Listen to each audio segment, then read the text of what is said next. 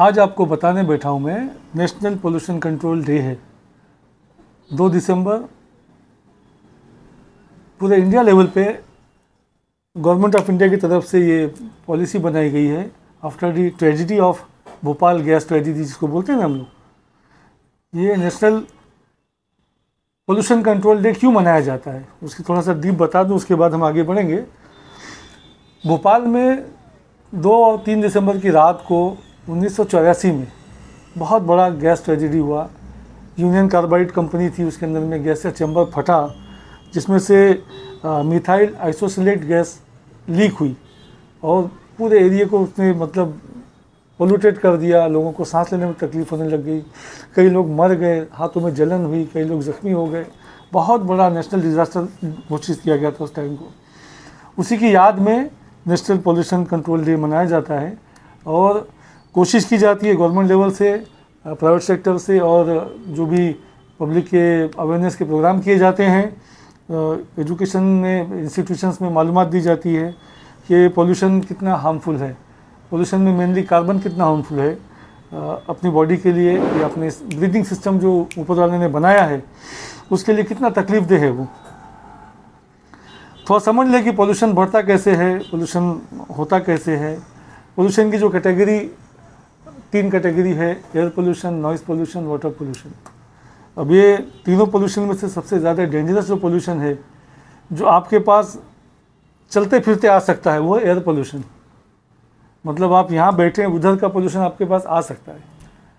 Where noise pollution या water pollution जो आप उसके नज़दीक जाएंगे तो ही आपको महसूस होगा। और एयर पोल्यूशन आपके डायरेक्ट ब्रीदिंग सिस्टम से जो आप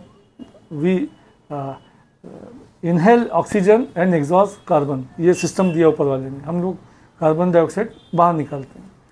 लेकिन जब पोल्यूटेड एयर होती है जिसमें कार्बन की मात्रा ज़्यादा हो जाती है तो अपनी बॉडी के लिए बहुत, या अपने लंग्स के लिए बहुत नुकसानदेह होती है।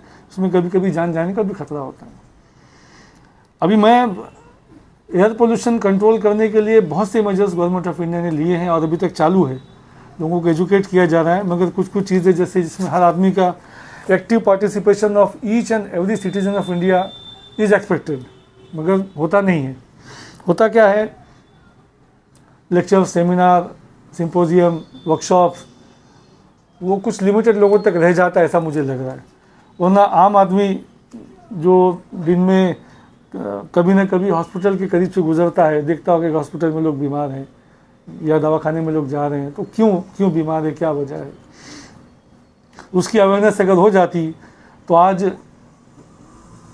2-3 बातें मैं खास बताऊंगा। एक आम आदमी कैसे कंट्रीब्यूट कर सकता है उसके अंदर में। बीड़ी पीते हैं, बीड़ी, कोई लोग सिगरेट पीते हैं, अपना भी दिमाग, अपना भी अंदर का लंग्स ख़राब करते हैं, और बाहर जो फेंकते हैं वो कार्बन होता है। छोटी क्वांटिटी होती, ठीक है, लेकिन बोलते हैं ना कतरा कतरा से दरिया बनता है। तो ये जो बुराई आप फेंकते हैं लोग, उससे पोल्यूशन बढ़ता है और कहीं ना कहीं वो आपकी सेहत को ख़राब करने के बाद अपने आजू बाजू के एनवायरनमेंट को ख़राब करता ही है। क्योंकि कार्बन जनरेटिंग जो सोर्सेस हैं जैसे ग्रीनरी है, वाटर बॉडीज़ है और आइसबर्ग्स हैं, वो सब चीज़ें तो अपना काम कर रही है, मगर हम एज ए ह्यूमन बीइंग हम लोग क्या करते हैं, उसको यूज़ करने के बजाय उससे टकराने की वाली चीज़ों को ज़्यादा इस्तेमाल करते हैं। मैं बीड़ी सिगरेट की एक मिसाल दी मामूली मैंने, उसके बाद हम लोग आते हैं इंडस्ट्रियल पोल्यूशन के ऊपर में। गैसेस की शक्ल में आप देखिए कैसे निकलता है। और ये अभी मतलब चौंकाने वाली बात आपके सामने रखने जा रहा हूँ मैं कि हमारा शहर है, हमारा इलाका पहले नॉर्मल से ग्रीन जोन में था, अब वो जो है मॉडरेट फॉर्म में आ गया। AQI जिसको बोलते हैं ना, एयर क्वालिटी इंडेक्स, तो वो बढ़ गया है। बढ़ने की वजह क्या है? बढ़ने की वजह इन्वायरमेंटल पोल्यूशन है। और समझो अंटार्कटिका में बर्फ़ का पिघलना तो बहुत दूर से आ रहा है, लेकिन जो हम लोग कुछ कर सकते हैं, ऑक्सीजन जनरेट कर सकते हैं, कार्बन कम कर सकते हैं, उसके लिए हमारा कुछ काम दिखता नहीं है। कुछ बातें जो मेरी स्टडी में आई है मैं आपको बता सकता हूँ। ये देखिए, हमने थाना डिस्ट्रिक्ट का जो है ना, लगभग ये निकाल कर MPCB का चार्ट है पूरा। तो भिवंडी पहला हमारा जो गोकुल नगर के इलाके में लिया गया है, ये AQI बता रहा 142, जो डेंजर या मॉडरेट किस में आ गया है, लेकिन डेंजर से थोड़ा पीछे है। लास्ट 15 दिन पहले वो 100 से भी नीचे था, अभी बढ़ गया है। इसका मतलब कहीं से पोल्यूशन आया है। एक तो पोल्यूशन आया होगा या जनरेट हुआ होगा, ये ऑक्सीजन जनरेटिंग जो यूनिट्स हैं उसके ऊपर कहीं ना कहीं इफेक्ट हुआ है, कहीं ना कहीं हार्म हुआ है। अब ये सब चीज़ आम आदमी को बताने के लिए मैं बैठा हूँ एज एन इंजीनियर, आपसे बातें करते हुए मुझे थोड़ा सा ताज्जुब भी हो रहा है कि हम लोग इन्वायरमेंट के बारे में सीरियस नहीं हैं। गवर्नमेंट के लेवल पे बहुत एफर्ट लिए जाते हैं या मालूमात दी जाती है, मगर जो छोटी छोटी बातें वो हम लोग ध्यान रखें। पानी में होने वाले प्रदूषण के ताल्लुक से भी फिक्रमंद है, क्योंकि ये पानी जा कर के नदी में मिलता है, फिर नदी जा कर के समंदर में, और वो वहाँ पे वाटर बॉडीज़ के जो एनिमल्स हैं, जो मच्छी है जो भी है, वो डिस्टर्ब होती है, उनकी लाइफ ख़राब होती है, जिसकी वजह से जो पानी का पोल्यूशन, खाने की जो कैपेसिटी उनकी है वो कम हो जाती है, और वो पानी का पोल्यूशन फिर बढ़ कर के आपको वेपर बन के फिर हवा में जाता है, तो आपकी एक्चुअल जो हवा है फिर वैसी बनने लग जाती है। ये महाराष्ट्र पोल्यूशन कंट्रोल बोर्ड के कुछ रिजल्ट्स हैं, जिसमें भिवंडी का 142 AQI आ रहा है, उसके बाद कल्याण का 117 आ रहा है, कुछ अपने से अच्छा आ रहा है, उसके बाद उपवन फोर्ट थाने का 155 आ रहा है। वो माय गॉड, मुझे तो समझ में नहीं आ रहा है कि थाना कैसे भिवंडी से आगे जा रहा है मतलब। और उसके बाद कासारवाड़ी थाना का 109 आ रहा है, और उल्लासनगर का जो आ रहा है 151 आ रहा है। तो ऐसे सब दाखिले या ऐसे सब रिपोर्ट्स आई हैं, इसको देख के मैं आपके साथ शेयर करना चाहूँगा कि हम लोग इसको बहुत कुछ तरीके से कम कर सकते हैं। फैक्ट्री वालों से गुजारिश है, जो लोग भी मतलब इंडस्ट्रियल यूज़ में, जिसमें इंडस्ट्रियल बॉयलर यूज़ होता है, जहाँ पे चिमनी यूज़ होती है, जहाँ पे हीटिंग एलिमेंट के तौर पर लिक्विड फ्यूल यूज़ होता है, सॉलिड फ्यूल यूज़ होता है, और आजकल तो लोग प्लास्टिक का फॉर्मेशन भी यूज़ करते हैं, जो वेस्ट मटेरियल उसको भी यूज़ करके जलाते हैं ताकि उससे हीट जनरेट हो और उनका काम हो। हीट तो जनरेट हो गई, लेकिन हीट का वेपर बन के जो हवा में गया वो 100% पॉइजनस और नुकसानदेह चीज़ है। उसको कंट्रोल करना, उसको ये करना हमारे हाथ में बहुत कुछ है। देखिए, छोटे से मुनाफे, छोटे से प्रॉफिट के लिए हम कितने लोगों की जान के साथ खेल रहे हैं। मेरी आप लोगों से गुजारिश है कि ये मेरी बताई हुई बातों को थोड़ा सा ध्यान से सुने और उस पर थोड़ा थिंक ओवर करें कि भाई ये आखिर हमारा एयर क्वालिटी इंडेक्स जो 15 दिन पहले कम था, बढ़ कैसे गया। अभी आप देखेंगे कि दिल्ली के वास्ते कितनी कोशिश हो रही है। कोई बताते हैं कि पराली जलाते हैं, कोई बताते हैं कि वहाँ बर्फ़ पिघल रहा है, हिमालयन रीजन में बर्फ़ पिघल रहा है, हीट बढ़ रही है। हीट बढ़ती कैसे है? आपकी ओजोन लेयर फट रही है, ओजोन लेयर के ऊपर में इफेक्ट हो रहा है आपकी इस गर्मी का।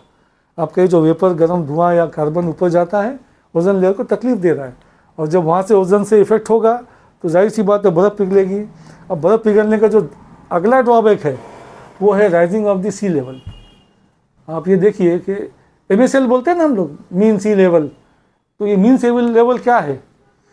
ये कराची में स्पॉटेड एक स्पॉट है जहाँ पे ब्रिटिश एम्पायर ने, ब्रिटिश के टाइम में उन्होंने 19 ईयर्स स्टडी की थी। 19 ईयर्स जो हमको पढ़ाया गया, 19 ईयर्स स्टडी करके एक लेवल फाइनलाइज किया था कि भाई okay, this is the main datum of the world, या मेन सी लेवल MSL।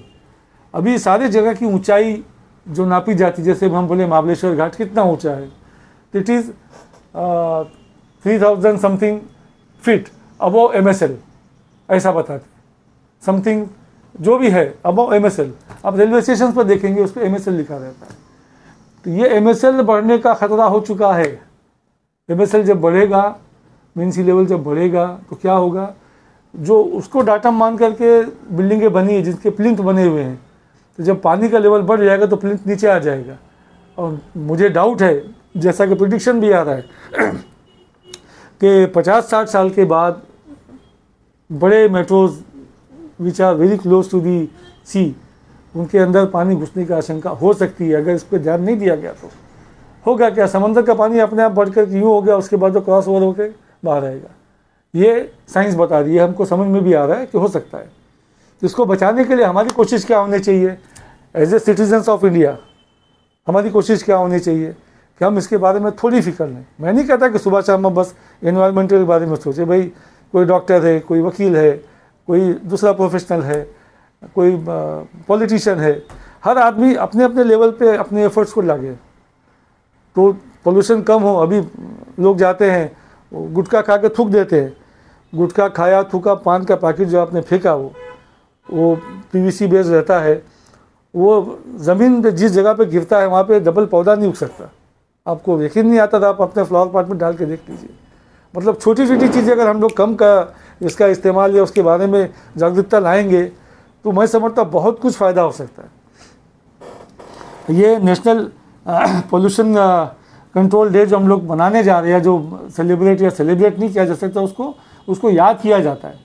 इसको याद किया जाता है कि ऐसा ऐसा डिज़ास्टर अपने देश में हो चुका है, अब ऐसा कहीं ना हो, उसके लिए गवर्नमेंट ने बहुत स्ट्रिंजेंट रूल बनाए हैं, इंडस्ट्रियल पॉलिसी बनाई है, और ऊपर वाले का कदम है कि उसके बाद ऐसा कोई बड़ा हादसा हुआ नहीं।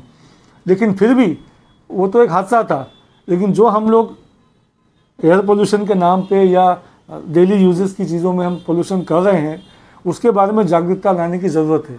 सारी NGOs, मैं अपनी सर्विसेज ऑफ़र करने को तैयार हूँ, अगर NGOs कहें तो वे NGOs को आगे आना पड़ेगा, और स्कूल लेवल से, ग्रास रूट लेवल पे, स्कूल लेवल पे, वर्कर्स लेवल पे, और जो पब्लिक का जो एलीट तबका है उसके लेवल पे भी ये बातें बतानी पड़ेगी कि हमको एनवायरमेंटल के बारे में सीरियसनेस है, ओजोन लेयर के बारे में हम सीरियस हैं।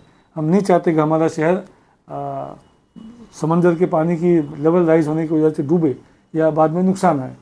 देखो, धरती ख़त्म करने में कब होगी वो बात मालूम नहीं, लेकिन ख़त्म करने में इंसान का हाथ रहने वाला है, ये कहीं मैंने पढ़ा था। तो इंसानी हाथों में ये चीज़ जो सामने दिख के आ रही है, ये पोल्यूशन कंट्रोल नहीं करेंगे हम, air pollution, noise pollution, water pollution. तो नॉइज़ पोल्यूशन जैसे भी मैं सिंपल सी बात बता दूँ, बड़ी हंसी आती, कैसे बेवकूफ़ लोग हैं, बाइक जोर से धड़ धड़ धड़ करके जाते हैं, साइलेंसर फाड़ लेते हैं, पुलिस उस पर फाइन करती है तो भी उसको फाड़ के चलते हैं। कई बेवकूफ़ लोग दिखते हैं हमको, और अपने आप को हीरो समझते हैं। अरे भाई, हीरो नहीं हो आप you are acting as a hero, but truly speaking you are a villain for the citizens of country, citizens of this country. आप विलन हो, आप नुकसान कर रहे हो। ज़ईफ़ लोगों का सोचो, मरीजों का सोचो, हॉस्पिटल का सोचो, जिस हॉस्पिटल के पास से आपकी बाइक जाती होगी वहाँ छोटे बच्चे पैदा होते हैं, उनके बारे में सोचो। आवाज़ की धमक जो है 80 डेसिबल के ऊपर गई तो कुछ भी हो सकता है, कान में हो सकता है, दिल में हो सकता है, कमज़ोर आदमी को कुछ भी हो सकता है। बहरहाल, मेरी बात का बुरा नहीं मानना, लेकिन ये हकीकत है, और हकीकत बोलने में ना शर्माना चाहिए ना डरना चाहिए। हकीकत है कि आप नॉइज़ कंट्रोल जो, अब फिर उसके बाद शादी होती है, अरे शादी वहाँ हो रही है और पटाखे फोड़ रहे, खुश हो रहे, बेवकूफ़ के जैसे। ये बेवकूफ़ी है। बेवकूफ़ी क्या मिलता है आवाज़ों के ढंग से? आवाज़ों के आपको मिलता क्या है? कुछ नहीं मिलता है। आप आवाज़ नॉइज़ पोल्यूशन कर दिया, उसके बाद हवा में भेज दिया सब कार्बन को। मालूम है, जिस जगह वो पटाखे फूटते हैं उधर से परिंदे भाग जाते हैं। क्यों भाग जाते हैं? आपकी गंदगी देख के भागते हैं, इस लायक समझते नहीं कि इंसानों के बीच में रहे वो। तो ये कुछ बातें थी, मैं सॉरी, मुझे माफ़ करना, लेकिन बुरी लगी। और आज ऐसा दिन है कि इन्वायरमेंट के बारे में बोला जाए, और अपनी मालूमात अगर मैं आपके साथ शेयर नहीं करता तो शायद अपने आप को कर्जदार समझता। इसके लिए मैंने अपनी कुछ बातें कही हैं। Thank you very much.